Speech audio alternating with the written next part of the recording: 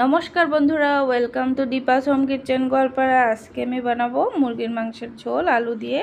তো এখানে আমি মুরগির মাংস নিয়ে নিয়েছি। এখানে আমি দিয়ে দিব আগে থেকে বেটে রাখা জিরে, শুকনো লঙ্কা, আর দিয়ে দিব একটা গোটা রসুন, দিয়ে দিব পেঁয়াজ বাটা, আদা আর রসুন বাটা, দিয়ে দিব এখানে নুন আর হলুদ। তারপর এখানে আমি দিয়ে দিব সর্ষের তেল। এখানে আমি সর্ষের তেল 2-3 চামচ দিয়েছি। তারপরে এখানে আমি ভালো করে মেখে নেব। মেখে নিয়ে আমি এটাকে 10 থেকে 20 মিনিট এটাকে আমি রেস্টে রেখে দেব। রেস্টে রেখে দিয়ে একটা কড়াইতে তেল গরম বসিয়ে দিয়ে সেখানে আমি আগে থেকে সিদ্ধ করে রাখা আলুগুলো ভালো করে ভেজে নেব। আলুগুলো দুপিঠে উল্টে পাল্টে লাল করে ভেজে নেব। দেখো আমার আলুগুলো কিন্তু ভাজা হয়ে গেছে। এখন আমি একটা থালের মধ্যে তুলে নিলাম।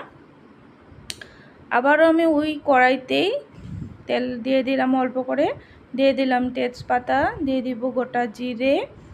তারপরে এখানে আমি দিয়ে দিব পেঁয়াজ কুচি। পেঁয়াজ কুচো ভালো করে ভেজে নিব। লাল হয়ে গেলে আমি এখানে দিব মাংসগুলো দিয়ে এখানে আমি কিছু সময় কষিয়ে নিব।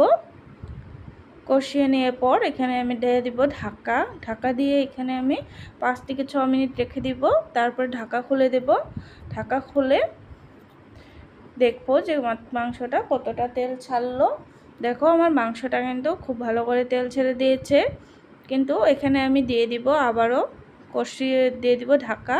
এখানে আমি দিয়ে দিলাম অল্প করে মশলার বাটি ধোয়া জল। তারপরে এখানে আমি অল্প টাইম লাড়িয়ে চাড়িয়ে দিয়ে দিলাম আবারও ঢাকা। তারপরে আবার এখানে আমি ঢাকনা খুলে দেখো কি সুন্দর কষে এসেছে। তো ঢাকনা খুলে আমি এখানে ভালো করে লাড়িয়ে সারিয়ে নিলাম যতক্ষণ না আমার মশলার বাটি ধোয়া জলটা শুকিয়ে গেল। অতটাই আমি লাড়াচাড়া করে নিলাম। ভালো করে কষিয়ে মাংসটাকে আমি এখানে আগে থেকে করে রাখা গরম জল দিয়ে দিয়েছি। অবশ্যই গরম জল দিবে তোমরাও, নাহলে কিন্তু মাংসর টেস্ট ভালো আসে না। তো এখানে আমি গরম জল দিয়ে দিয়েছি। আমার তরকারি খুব ভালো করে ফুটে গিয়েছে। এখানে আমি দিয়ে দিলাম বেটে রাখা গরম মশলা। আমার তরকারি রেডি। তো এখানে আমি তরকারিটাকে একটা গামলার মধ্যে ঢেলে নিলাম। দেখো তরকারিটা কি সুন্দর হয়েছে। এটা কিন্তু গরম ভাত আর রুটি দিয়ে খেতেও কিন্তু খুব ভালো লাগে। তো আমার ভিডিওটা যদি তোমাদের ভালো লেগে থাকে তাহলে লাইক করবে, আর অবশ্যই সাবস্ক্রাইব করে নেবে নতুন নতুন আপডেট পাওয়ার জন্য। আর ভিডিওটাকে আশা করব প্রথম থেকে শেষ পর্যন্ত অবশ্যই দেখবে। ভালো থেকো, সুস্থ থেকো।